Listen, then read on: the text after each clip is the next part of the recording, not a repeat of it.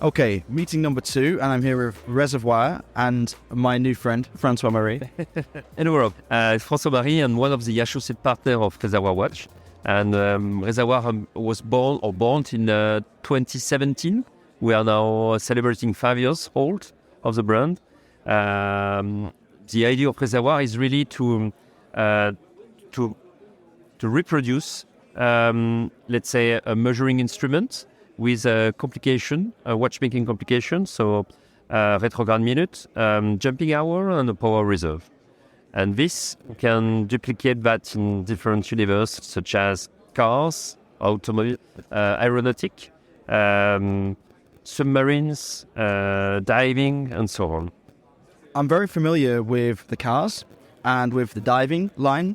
I particularly love the dive watches that you do. They are my favorite up until this point because I've never really experienced the aeronautic watches in person. So what's the thinking behind taking a very traditional and well-worn concept like a pilot's watch and doing it in this new style? It's totally true. We have not really worked the aeronautic, let's say, field. And this year we come at Time to Watches with a novelty, which is basically a watch based on let's say, first planes from the First World War.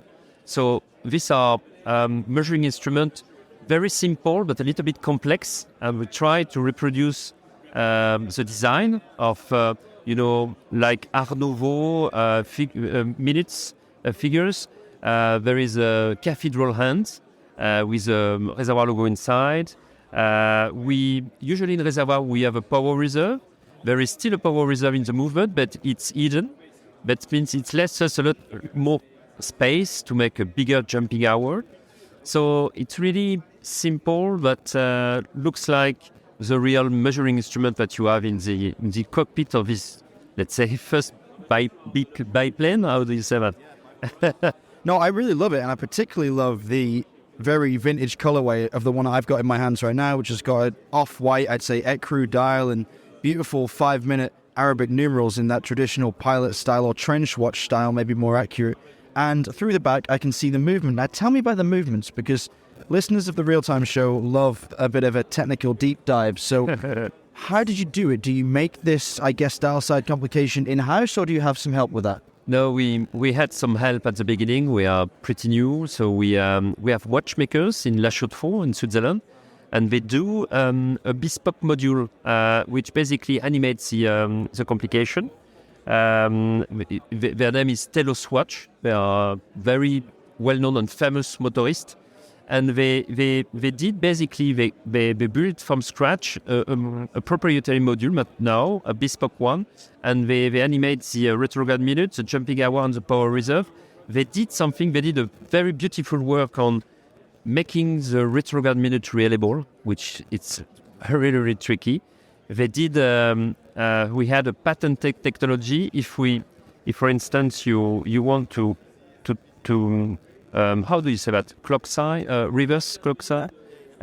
So anti-clock was if you go to 0, it's disconnected. So basically, you are not hurting your movement. Usually, if you do that with a retrograde, it's a mess afterward. Okay, so what François-Marie is showing me right now is that as he moves the minutes hand back towards 0 and tries to turn it anti-clockwise, there's a disengagement, a decoupling of the gears internally so that there's no tooth grinding, no damage to the retrograde mechanism, which would normally occur if that failsafe hadn't been put into place. One nice addition.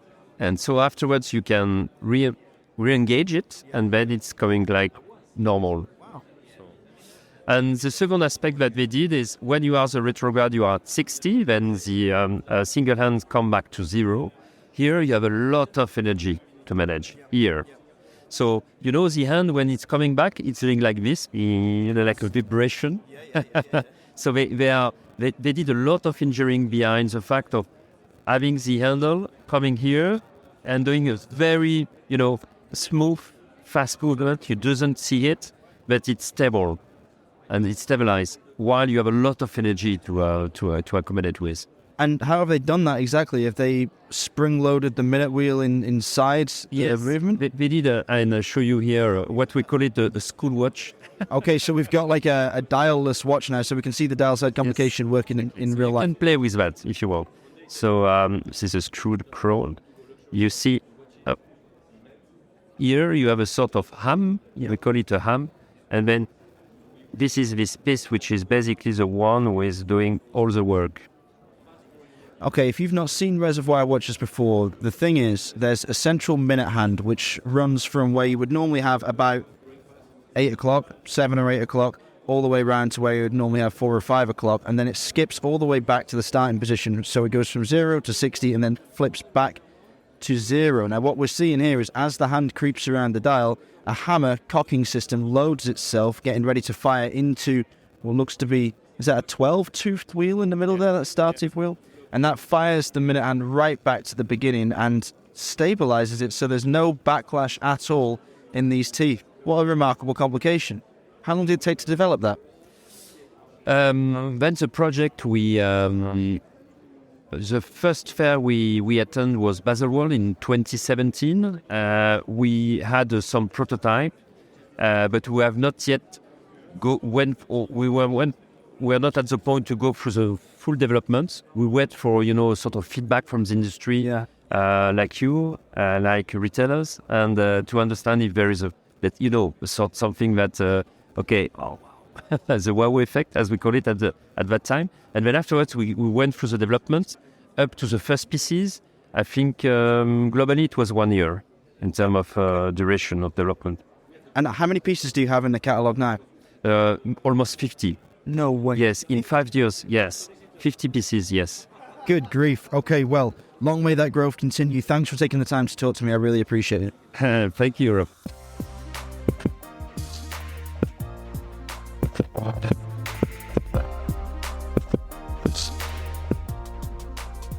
Retrograde.